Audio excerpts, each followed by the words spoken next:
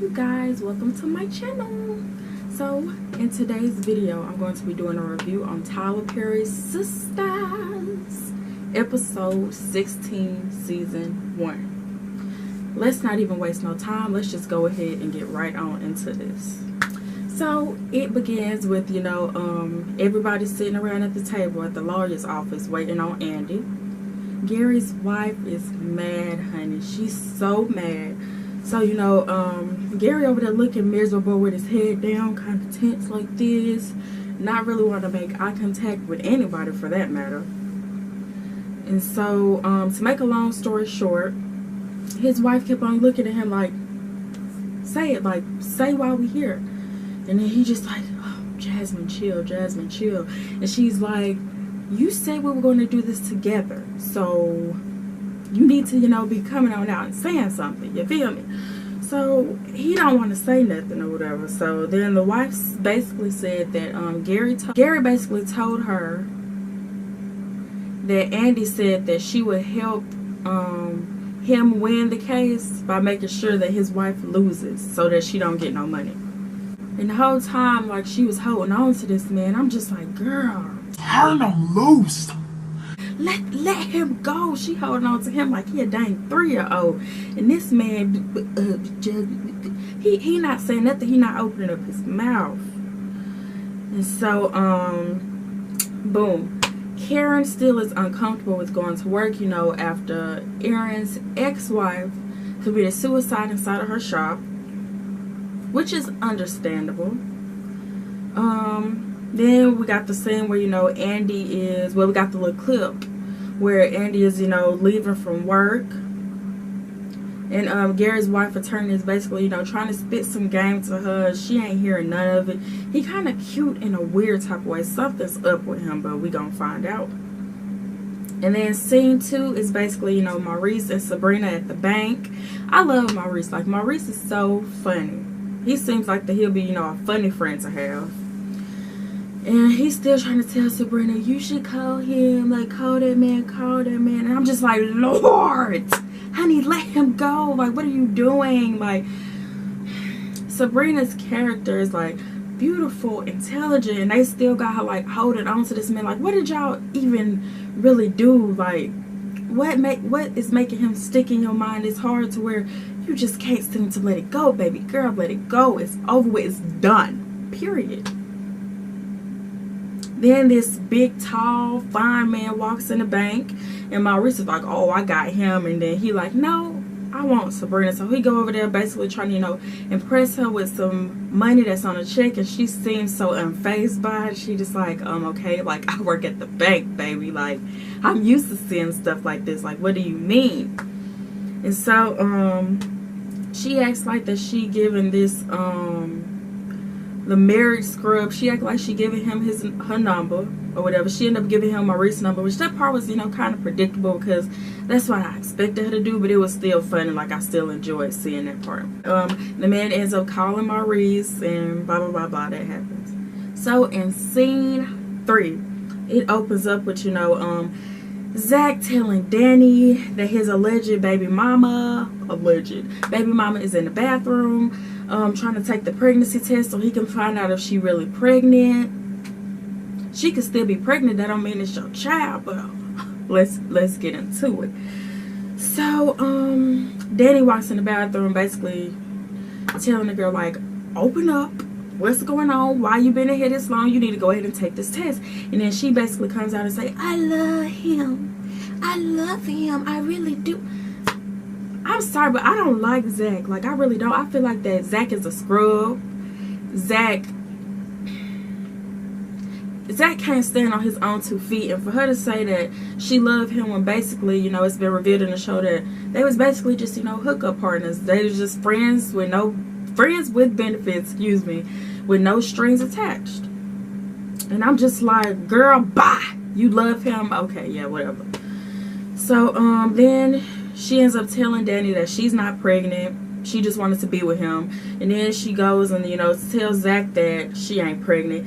And they all standing around, like, talking at work. And in my mind, I'm thinking, does anybody ever work? Like, how do y'all have this much free time at work to just stand around and and have these same conversations over and over without nobody telling y'all to get back to work. But okay, so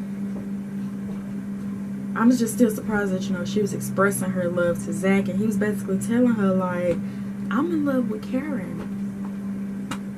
That's what he says. But I'm sorry, but I feel like I'm probably the only one that feels like Karen can actually do better than Zach, because I'm thinking, what does Zach bring to the table for Karen? And do I feel like that he loves Karen? I feel like he has love for Karen, but do I feel like he's in love with Karen? Absolutely not. Because as we can see, we see their track record, we see their history, we see, you know, what they have been through. Okay, so moving right along. In scene 4, we basically, you know, have Karen, you know, coming over to Andy's house to have, you know, to basically talk to each other, you know, about what's going on. Karen just needs somebody to vent to and talk to because of what she's been through. They basically have like a sisterhood moment. You know, Karen tells Andy, like, look, I need you to fight for your job. You've worked too hard to be in this position at your job. I need you to fight for it. Don't let them just let you go. Even though, yeah, Andy said that they fired her, but we didn't get to see that. We seen, you know, after the meeting, she went and sat at her desk. Then she left, walked out to the, where was it, the little parking garage thing. And she basically started telling everybody that she got fired. So I'm like, well, okay, I guess she did get fired. They didn't want to share that with us, but okay. Then we have Sabrina going to Danny's job to talk to her about what's been going on. Danny basically was just real with her. She was like, listen, girl, I'm gonna need you to find another man. You got all these doubts for a reason. Like, I know it might not be easy, but what are you still holding on to, and for what? And then they have the little scene where, you know, Danny's fine, strong cowboy has been blowing up her phone, and she not really studying him because this is really like the only man that really pays her some attention. And she's used to chasing after men that's not chasing after her, that's not studying her. And I'm just like, sister, honey, give me his number, baby girl, and I will show you what to do with him, because obviously you're confused. I'm joking. But anyways, I'm just like, really, Danny? Really? But okay. I guess everybody doesn't like all that love and affection and somebody wanting to spend all their time with you and yada, yada, yada. So, moving on to scene 5, and this is the last scene. We have Karen walking inside of her house. I'm guessing after leaving Andy's house. And, you know, they show us a little bit of the apartment. It's like the TV that Aaron and Zach broke from fighting is still on the floor. You got the lampshade, cricket. And I'm just like, honey, you couldn't have picked that up. Like, the little living room is only like, baby, this big, like a little bitty box, and you just stepping over stuff like you couldn't have picked it up. I don't understand. But anyways, then you have Aaron showing up with a cleaning crew. I'm just like, well, that was very sweet of him, but it's not like much needed to be cleaned up anyways, but okay. But I'm just thinking, look at Aaron, Mr. Save a Woman in Distress. I actually like Aaron. Like, he may have had some issues in the past, but I like how he came at Karen in such a respectful way. Very different from Zach. He pours them drinks, and he basically lets her know, like, he finna relapse. He hasn't had a drink in 7 years, but right now he feels like that this is a perfect opportunity to escape reality about what's going on.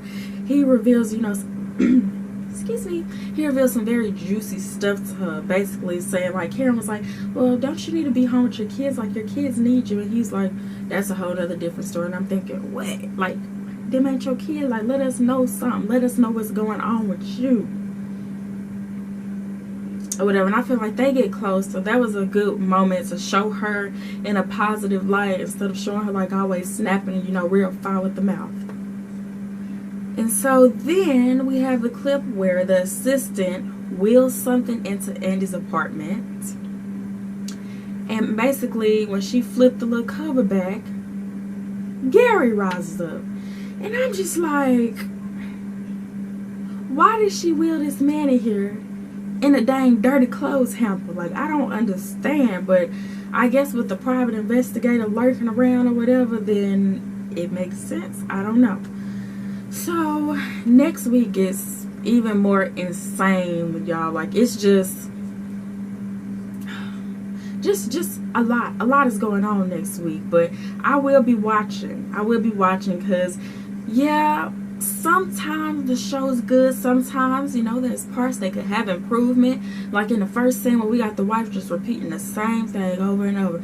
You, my husband, you, my husband, you, my husband. And I'm thinking, okay, ma'am, like, I think we get it now. You said it like 5 times, and it's like the dialogue is still not moving. We're still like stuck in place. But anyways, you guys stepped on the right channel. Make sure you subscribe, like, comment. Let me know what you guys think. Be tuned for more videos about Sistas, because I'm all ears and all eyes like you are, okay? Peace out.